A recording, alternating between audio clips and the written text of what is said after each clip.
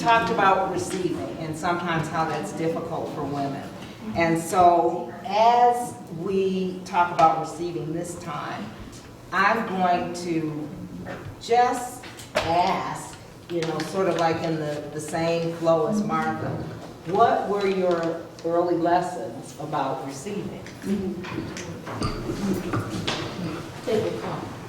Okay, so for me, it started very, very early, and in what I call circle of women.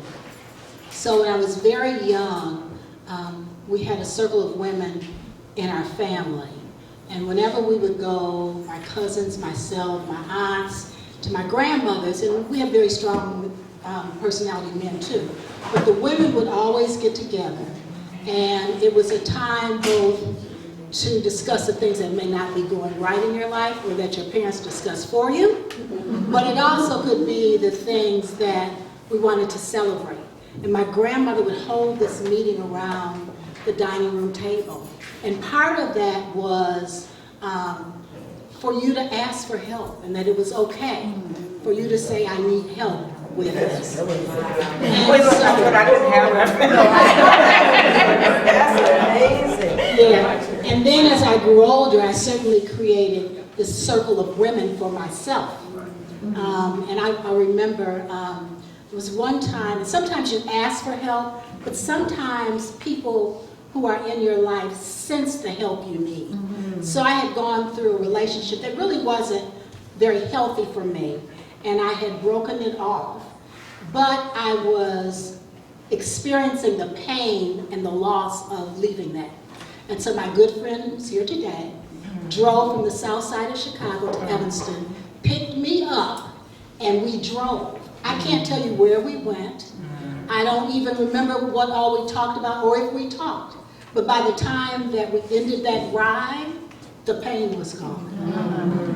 And so I was receptive to that, and she knew that I was receptive to it. And Roger, I thank you for that even today. And so I think the other part of the question is, how have we shared those lessons? And so certainly I tried to share those, that kind of circle with my daughter, who has many, many aunts. I'm not sure she caught it yet because she's 24. So I'm praying that at some point it'll come true for her. But certainly I have probably 7 goddaughters, and so I've shared that with them. And with women, because I mentor younger women. So I've shared that, and some of them have embraced it, and some are still learning their path. But I would say that's kind of how I learned to receive. So I'm going to just ask each of you to give a quick comment about how you related to Sandra's lessons or did not, because that is so rich. And I'm looking at people in the audience. I did not. Welcome to my circle, my sister. Can I have some of that? I need you on my team. We were there. I was at a thing the other day, and the man said, you know, you have to have a tribe. Yes. So we're there. So, who's the superwoman over here? Somebody. That's, yes, you know it. My girl. I will give, and be just withering in need. You know? No. Because I'm supposed to know what to do, right? You expose yourself when you show your vulnerability and show people that you really you don't have it together. I usually have it together, so you can relate to what I'm saying. And for me, I long for people who can intuit. Because I'm not going to tell you. I'm not going to tell you. Okay, no, but I need you to be able to intuit. You know what? And don't ask a lot of questions. Just do it. Just do it. I'm telling you what receiving is really difficult for me. So this is my challenge area. Receiving compliments, really hard. I know I get such love from people, and I look at them, I put my eyes down when they tell me, you're beautiful, or, you know, you're inspirational. aspirational. There's something about what I've learned in life, you sort of diminish that. You don't own it. And I struggle with it. I mean, I really do. I honestly do. I'm getting better. I'm getting better, because you told me I didn't look 63, and I was like, yes. I kind of like that today. 62 now. I'm 63 this year, yes, I will. So, yeah. So I go and I welcome. This is an area where I want to learn and grow. And I need sisters around me to help me to do that. So beautiful. Yeah, I didn't relate either. Do I leave now? Sorry, Sandra.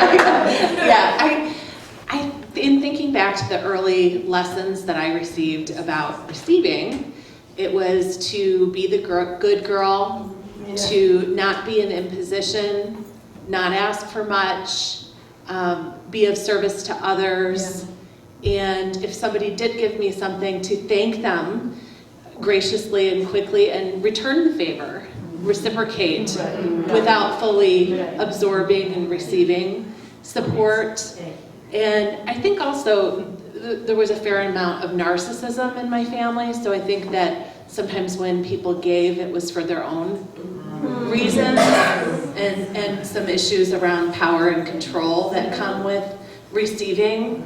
So that has been a block for me to learn to be vulnerable to receive.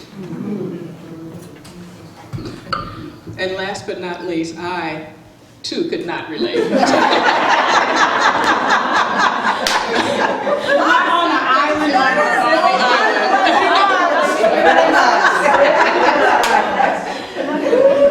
Yeah, I couldn't relate. It's interesting, but and I think I grew up around, well, actually, we were kind of an island because we grew up in Michigan. All my relatives are across the country in either the South or West. So, in our small circle of family at that time, it was two key words. One is vulnerability, and in order to receive, you'd have to be vulnerable, and I was not vulnerable because I did not see vulnerability. Even when I started my earliest notions of thinking about being vulnerable, or not even knowing what the word meant there, but having that feeling, it was immediately squashed. So in order to receive, you need vulnerability, and then it later grows into potential pride, because in that pride, you also see that in families as well, and you can't receive if if there's some of that pride demon, is what I call it, floating around too. So between the two of those, not a ripe environment for a lot of receiving,